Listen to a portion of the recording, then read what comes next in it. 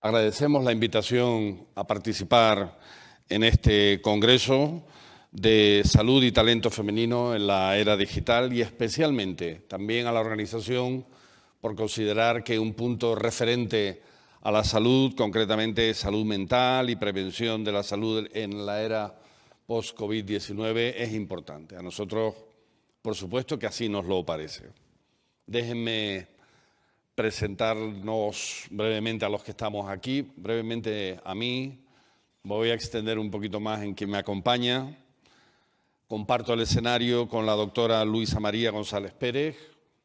Ella es actualmente vicepresidenta del Ilustre Colegio Oficial de Médicos de Madrid, una organización con más de 47.000 colegiados, de los cuales me ha parecido muy interesante, lo hemos comentado antes, saber que en torno al 60% son mujeres y en todas las franjas de edad se cumple ese porcentaje de mujeres predominantemente. Es decir, que la carrera de medicina hoy en España es una carrera femenina.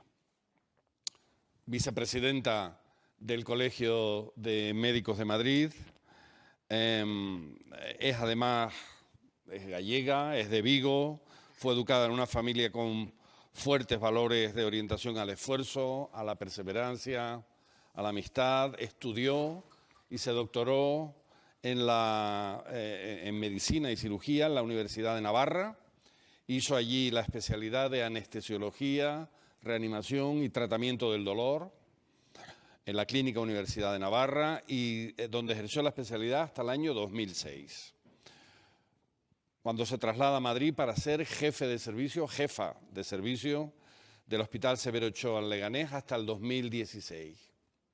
En ese año gana una plaza por oposición y se traslada al Hospital Puerta de Hierro, donde actualmente ejerce. Por lo tanto, es vicepresidenta del Colegio de Médicos y es anestesióloga en el Hospital Puerta de Hierro. Y por si fuera poco, es profesora de Ciencias de la Salud en la UNIR. Y algo que a mí también me ha impresionado muchísimo, que es madre de 6 niños. Madre de 6 niños, además de todo lo que acabo de decirle. En mi caso, yo me llamo Francisco de Paula Rodríguez Pereira, mucho más brevemente. Yo soy canario, soy médico internista. Una primera parte de mi carrera fue clínica, otra como directivo de hospital y en los últimos 15 años como directivo de una empresa de la industria de tecnología. Y estoy aquí en mi calidad de director del programa de gestión sanitaria de SADE en Madrid. Muy bien, pues ya nos conocen un poco. Vamos a empezar una charla que a mí me gustaría enmarcar en 4 o 5 grandes aspectos: el impacto de COVID en población general, el impacto de COVID-19 en profesión sanitaria, algunas recomendaciones para sobrevivir en este entorno y quizás una visión de futuro para cerrar la conversación. Si les parece, empezamos. Y yo le quería preguntar a Luisa, ¿cómo te parece que ha impactado COVID-19 en la salud de la población general? Porque a priori le parece a uno pues que la alteración de las rutinas, las posibles presiones laborales o económicas, el aislamiento social, el miedo a enfermar, el miedo a ir al hospital, la incertidumbre de cuánto va a durar esto o cuánto no, la falta de control, todos estos factores seguramente han tenido un impacto más allá de lo obvio en la población general. ¿Qué te parece? Bueno, muchas gracias, Paco, por tu generosísima presentación. Hola a todas las que estáis aquí, todos, que también hay varones, personas a las que respeto profundamente y es para mí un privilegio poder expresar mis insights de lo vivido en estos 15 meses, ¿no?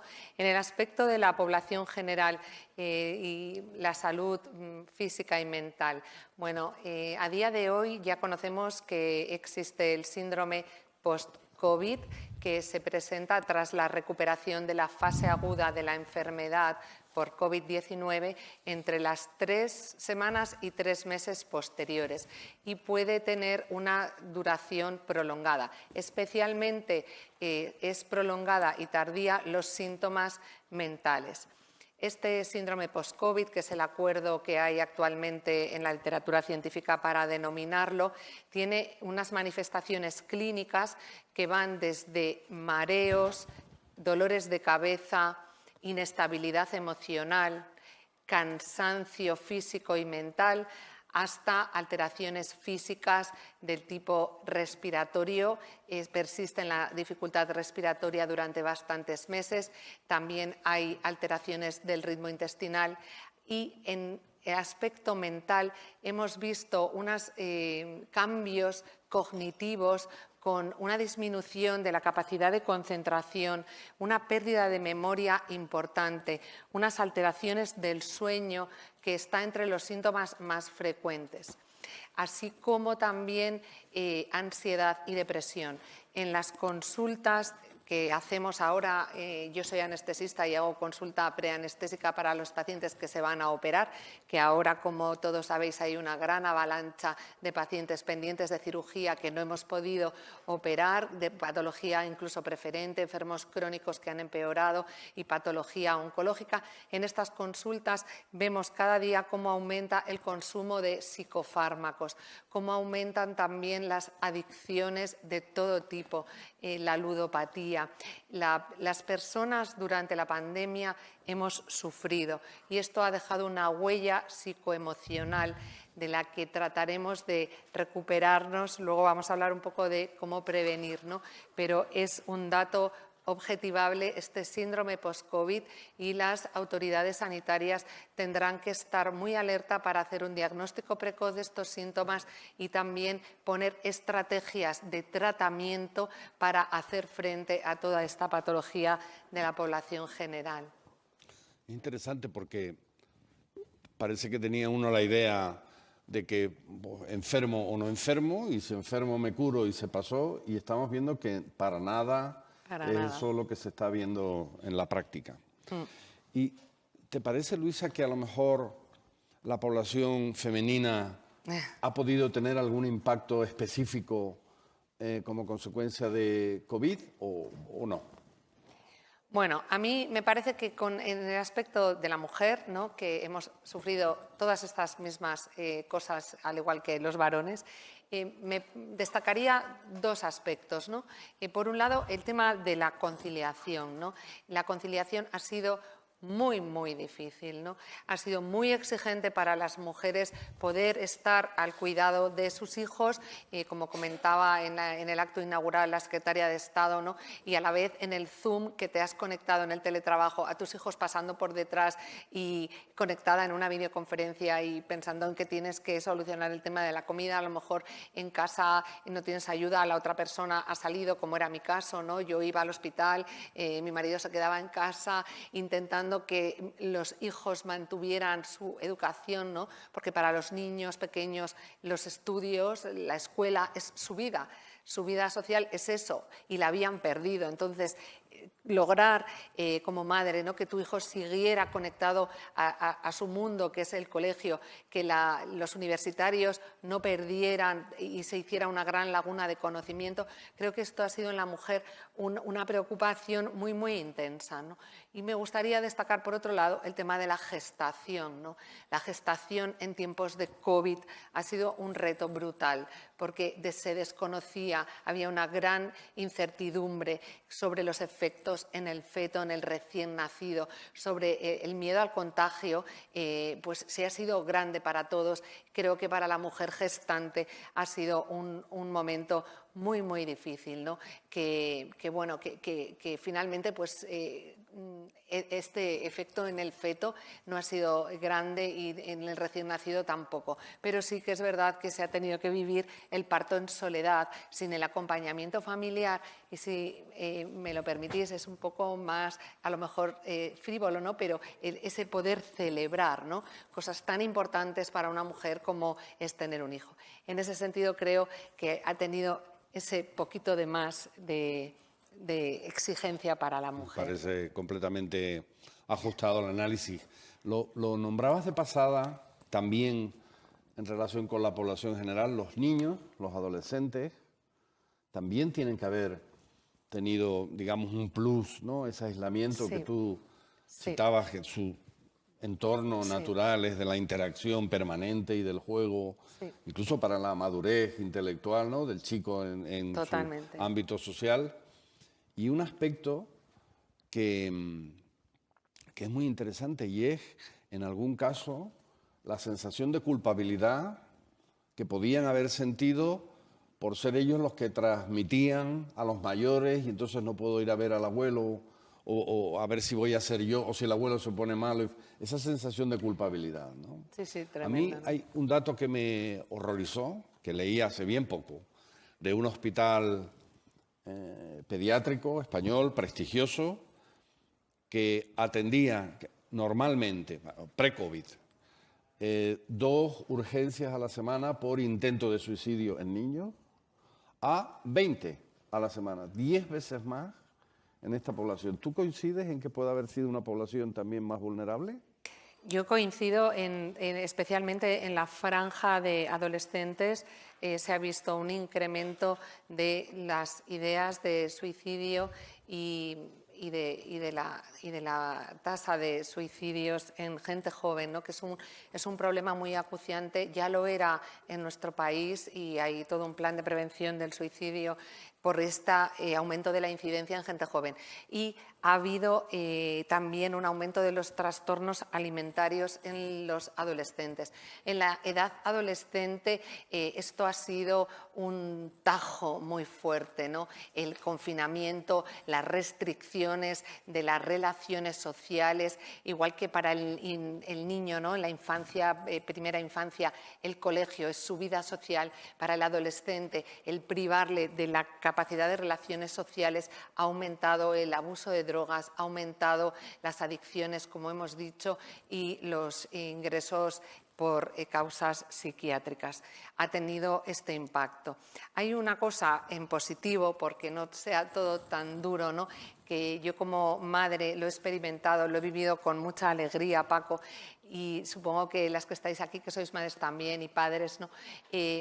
Afortunadamente el COVID nos ha dejado moralejas, ha tenido una cosa buena, casi milagrosa diría yo, y es esa baja incidencia de enfermedad COVID en los niños, ¿no?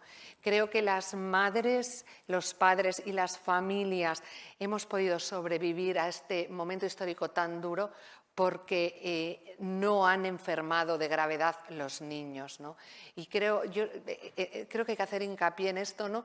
Ha sido lo único que el COVID no ha arrasado, ha sido la infancia, ¿no? De hecho, el síndrome post-COVID en los niños es menor a un 1% y es sobre todo un síndrome físico inflamatorio, tiene consecuencias, motivo de la inflamación y no tanto impacto mental. En la tierna infancia, que lo distingo de la otra franja de edad.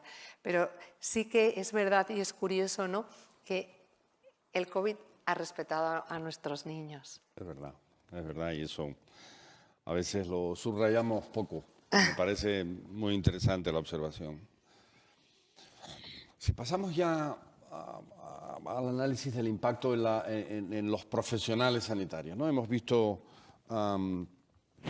el impacto de la población en general en profesionales sanitarios, que a uno le parece así desde fuera, que la primera ola, sobre todo, ¿no? Pues el desconocimiento de la enfermedad, la falta de test diagnósticos, a lo mejor de camas y de recursos, ¿no? La falta de protección, el miedo propio a enfermar, yendo al hospital a cumplir con su deber, etcétera, etcétera. La población sanitaria ha sufrido especialmente, ¿no? Sí, Paco. O sea, yo creo que la profesión sanitaria ha sufrido especialmente, pero creo que todos hemos sufrido con el COVID.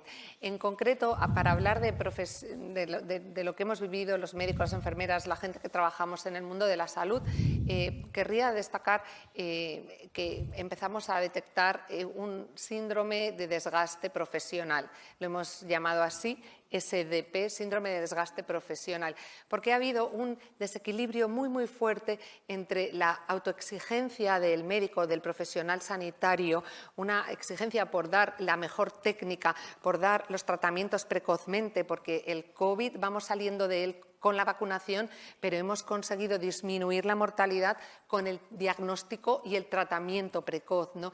Entonces, la autoexigencia y esa exigencia de poder dar nosotros lo mejor a nuestros pacientes técnicamente para salvarles la vida en muchos casos, estaba en desequilibrio con las expectativas de curación, las expectativas de protección, las expectativas de lo que el sistema externo podía aportarnos, ¿no?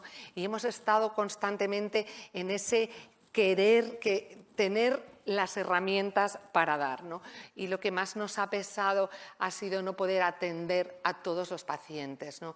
Esto ha tenido un impacto emocional y tenemos este síndrome de desgaste profesional que se manifiesta en estas cosas que he hablado al principio a nivel psicológico.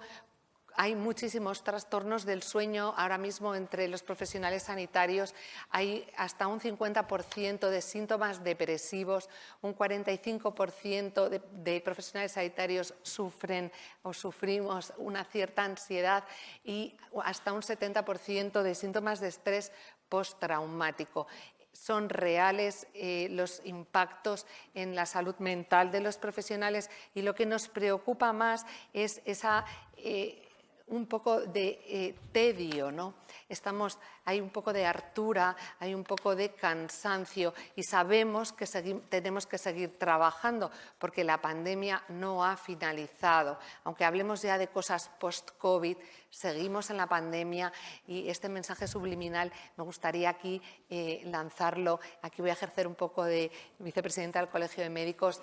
No podemos todavía bajar la guardia, aunque es cierto que psicológicamente necesitamos ese respiro para recuperar la ilusión, ¿no? Los profesionales sanitarios, para poder seguir investigando, para reorganizar nuestros equipos, para aplicar esas moralejas que hemos aprendido de lo importante que es la elasticidad, la comunicación entre nosotros, el hacer los servicios más elásticos. Todo eso, para poder ponerlo en práctica y recuperar la ilusión, necesitamos un poco salir de la pandemia. Pero cuidado, todavía estamos en ella.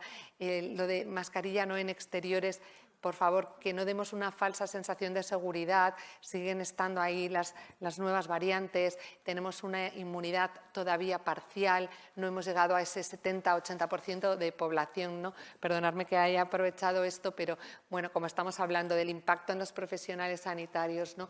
Y pedimos a las instituciones, ¿no? A la administración, que tenga en cuenta este feedback, ¿no? O sea, el profesional sanitario ahora mismo necesita un reconocimiento más que salarial, verbal y de dotación de autogestión para que podamos readaptarnos, ¿no? Porque todo este impacto en la salud mental tiene que ver con un trastorno adaptativo.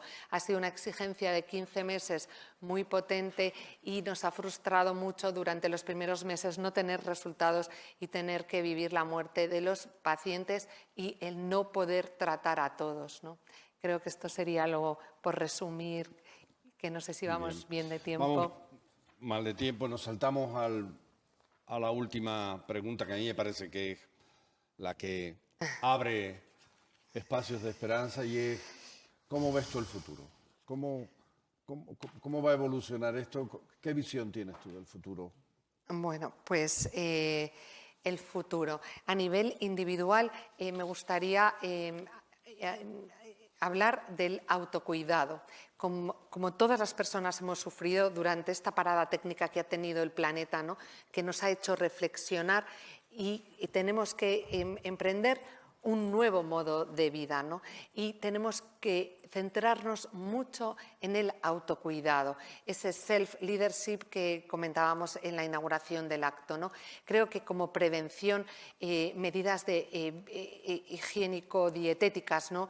Cuidar nuestra alimentación, cuidar los espacios de descanso, cuidar muchísimo el sueño, cuidar mucho el ejercicio físico y cuidar mucho el apoyo familiar, buscar los apoyos que tanto nos han faltado, esos contactos, ¿no? Ese mensaje de prevención cuidándonos. Eso por un lado.